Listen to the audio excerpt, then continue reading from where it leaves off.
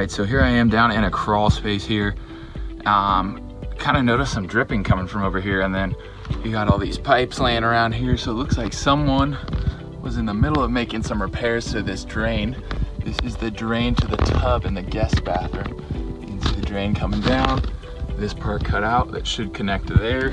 That's the old piece there. So it looks like they were making some sort of repairs and the job just never got done.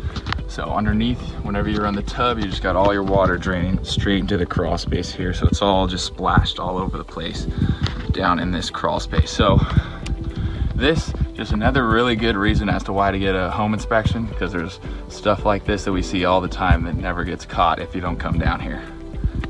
And that's all I got, so thanks for watching.